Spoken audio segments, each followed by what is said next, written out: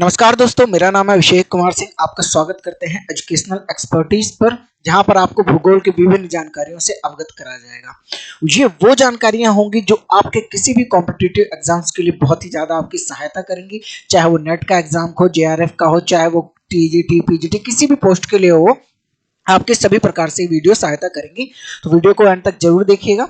और आज का टॉपिक जो हमारा है वो काफी ज्यादा खास है। क्यों? क्योंकि एक्शन ऑफ विंड्स पढ़ेंगे, यानी हवाएं वो कौन सी क्रिया करती हैं जिसकी वजह से हमारे भूतल के ऊपर बहुत सारी भू आकृतियों का निर्माण होता है, चाहे वो अपर्दन की क्रिया द्वारा हो, चाहे वो निक्षेपण की क्रिया द्वारा हो। आज हम इन सभी बातों को इस क्लास के अंदर डिस्कस करेंगे, तो चलिए शुरू करते हैं। तो बेसिकली जब भी हम एक्शन ऑफ विंड्स की बात करें, यानी हवाओं की क्रियाओं की बात करें, तो होता क्या है कि ये एक जियोमॉर्फिक एजेंट है। विंड जो है वो एक जियोमॉर्फिक एजेंट है, जिसकी वजह से हॉट डेजर्ट एरिया में, यानी रेगिस्तानी एरिया में बहुत सारी स्थलाकृतियों के निर्माण करने में जो विंड है वो सबसे प्रभावी कारक माना जाता है। ठीक है, अब होता क्या है कि हॉट डेजर्ट के अंदर जो विंड की स्पीड होती है वो बहुत ज्यादा होती है, जिसकी वजह से वो इरोजन तो करती ही करती है, यानी अपर्दन तो करती ही करती है, उसके साथ साथ वो निक्षेपण भी करती है, जिसकी वजह से बहुत सारी स्थलाकृतियां जो है वो आपके डेजर्ट में निर्मित होती हैं, बनती हैं। ठीक है, तो वो लैंडफॉर्म जो इरोजन यानी अपर्दन और निक्षेपण के द्वारा हवाओं द्वारा रेगिस्तान वाले एरिया में बनाया जाता है, उसको हम एओलियन लैंडफॉर्म्स के नाम से जानते हैं। ठीक है, तो ये चीज याद रखिएगा, क्योंकि आपको कंफ्यूज करने के लिए एग्जाम्स में टीचर ये भी कर देते हैं कि एक्शन ऑफ विंड्स की जगह पर एओलियन फीचर्स यानी एओलियन लैंडफॉर्म्स दे देते हैं, जिसकी वजह से बच्चों को पता ही नहीं चलता है कि आखिर ये कौन से लैंडफॉर्म्स की बात कर रहे हैं। ठीक है, फिर हम बात करेंगे कि सैंड सी क्या होता है, ड्यून सी क्या होता है और सैंड शीट क्या होता है। तो बेसिकली देखिए, होता क्या है कि जब समुद्रों के आसपास जो रेत के टीले हैं वो बनने शुरू हो जाते हैं, तो उसको हम सैंड सी के नाम से जानते हैं। अगर सैंड शीट का मतलब ये होता है कि जब बहुत कई सौ किलोमीटर पे जो हवाएं अपने साथ रेत बहा कर लाती हैं, उसका निक्षेपण स्टार्ट कर देती हैं, तो उसको हम सैंड सीट के नाम से जानते हैं। ठीक है, आपको पता है कि रेगिस्तान के अंदर वनस्पति बिल्कुल नहीं पाई जाती है। जो हवाएं हैं वो कई सौ किलोमीटर में जो है रेतों को क्या करती है, फैलाती रहती है, जिसकी वजह से बहुत ज्यादा एरिया जो है वो रेत से कवर हो जाता है, जिसको हम ड्यून फील्ड के नाम से जानते हैं। और सबसे बड़ा जो डेजर्ट है दुनिया का, वो आपको पता है, वो है सहारा डेजर्ट। ठीक है, जहां पर बहुत सारे अर्क्स पाए जाते हैं, यानी वहां पर सैंड की शीट भी पाई जाती है, वहां बहुत सारी ड्यून्स भी पाए जाते हैं और बहुत सारी स्थलाकृतियां पाई जाती हैं जो आपके रेगिस्तान में निर्मित होती है। चलिए एक एक करके उनके बारे में पढ़ते हैं। तो जो पहली स्थलाकृति है वो है ब्लो आउट्स। तो सबसे पहले मैं आपको बता दूं, जो विंड है वो high pressure to low pressure move करती है, बट वो क्या करती है, एक सर्कुलर वे में मूव करती है। देखिए, सर्कुलर वे में मूव करने का मतलब ये है, कोई भी चीज जो गति करती है, जो स्पीड में चल रही है, तो उसके ऊपर कोरियोलिस फोर्स लगेगा, तो वो नॉर्थ हेमिस्फीयर में दाईं ओर मुड़ जाएगी, जिसकी वजह से वो क्या करेगी, एक सर्कुलर पाथ लेगी। तो रेगिस्तान की सतह पर क्या होता है कि ये जो हवाएं होती है वो सर्कुलर पाथ में गड्ढे बना देती हैं रेगिस्तान के ऊपर, जिनको हम ब्लो आउट के नाम से जानते हैं। यानी इस क्षेत्र विशेष की जो रेत है वो क्या हो जाती है, हवाएं अपने साथ उड़ाकर दूर तक ले जाती है। ठीक है, अब हम बात करते हैं मशरूम रॉक की। मशरूम रॉक की बात करने से पहले मैं आपको सबसे पहले ये बताऊंगा कि देखिए, एक हवा है तो वो एक लिमिटेड क्वांटिटी में रेत को ले जा सकती है, और वो एक लिमिटेड ऊंचाई तक क्या कर सकती है, रेत को ले जा सकती है। क्यों? क्योंकि रेत में भाई वजन होता है, तो वो एक लिमिटेड ऊंचाई तक ही रेत को ले जाएगी। तो होता क्या है कि वो ज्यादा ऊंचाई तक रेत नहीं ले जा पाती, पर जहां तक ले जाती है वहां तक क्या करती है, चारों दिशाओं में हवाएं बहती हैं। ठीक है, तो उसकी वजह से क्या होता है, जो नीचे का रॉक का पार्ट है वो क्या हो जाता है, इरोड हो जाता है, यानी अपरदित हो जाता है, बट ऊपर वाला जो पार्ट है वो अपरदित नहीं हो जाता है, जिसकी वजह से वो देखने में आपको बिल्कुल मशरूम की तरह लगेगा, जिसको हम मशरूम रॉक के नाम से जानते हैं। ठीक है, फिर हम बात करते हैं यारडांग की। यारडांग की बात मैं करने से पहले आपको बता दूंगा, विंड जो है वो बेसिकली एक डायरेक्शन में एक टाइम पे क्या करती है, फ्लो करती है। ठीक है, तो होता क्या है कि डेजर्ट के अंदर जो रॉक स्ट्रक्चर पाए जाते हैं वो सॉफ्ट प्रकृति के भी होते हैं और आपकी हार्ड प्रकृति के भी होते हैं। तो मान लीजिए विंड्स आज ऐसे ब्लो कर रही हैं, तो विंड्स क्या करेंगी, इस वाले पार्ट में क्या करेंगी, इरोजन करेंगी। तो यहाँ पर जितनी भी सॉफ्ट आपकी रॉक होगी वो क्या होगी, इरोड हो जाएगी। अब कुछ टाइम बाद विंड इस तरफ से फ्लो करने लगी, तो जिसकी वजह से इस तरफ का हिस्सा आपका क्या हो जाएगा, इरोड होना शुरू हो जाएगा। तो ये एक मेज जैसी संरचना का निर्माण करता है। ये एक मेज जैसी संरचना है, इसका निर्माण होता है जिसको हम यार्डांग के नाम से जानते हैं। मेज जैसी संरचना जो है, टेबल लाइक स्ट्रक्चर है, वो इसकी सबसे बड़ी विशेषता है।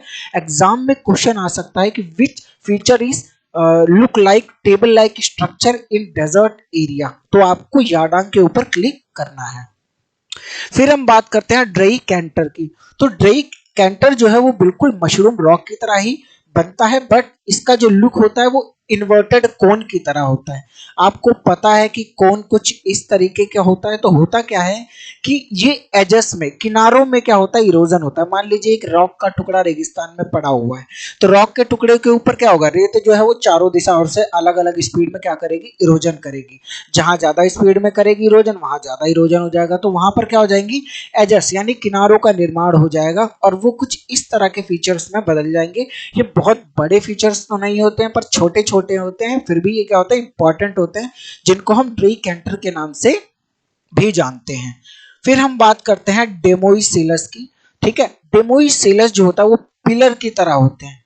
ठीक है, अब पिलर की तरह इसलिए होता है क्योंकि डिफरेंशियल होता है इरोजन में। अब देखिए कि इस वाले पार्ट में जो इरोजन है वो कम हुआ, विंड यहाँ पर ज्यादा इरोजन कर रही है, इसका मतलब इस साइड पे विंड इस एरिया में बहुत ज्यादा फ्लो करती है, और ऊपर वाला जो एरिया है वो इरोजन के बिना सेफ है।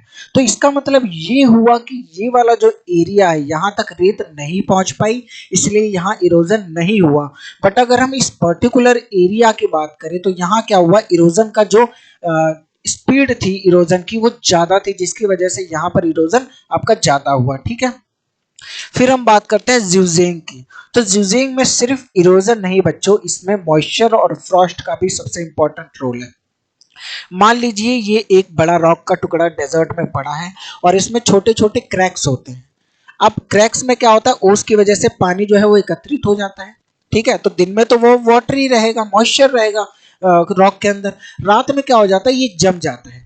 अब जब वाटर जमता है, पानी जमता है, तो उसका आयतन यानी वॉल्यूम क्या हो जाता है, बढ़ जाता है।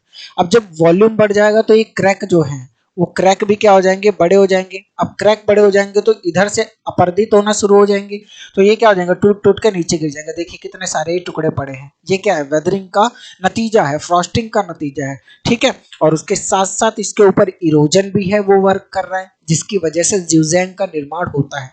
तो एग्जाम में क्वेश्चन क्या आएगा, ये एक ब्यूटीफुल रिज होता है या फिर विंड, मॉइस्चर और फ्रॉस्ट, इन तीनों की वजह से कौन से इरोजनल फीचर का निर्माण होता है। ओके, अब हम बात करेंगे डिपोजिशनल लैंडफॉर्म्स ऑफ विंड, यानी डिपोजिशन की वजह से किन लैंडफॉर्म्स का जो है वो आपका निर्माण होता है। तो सबसे पहला अगर हम बात करें सैंड ड्यून्स की करेंगे, तो देखिए होता क्या है कि विंड इस डायरेक्शन में फ्लो कर रही है।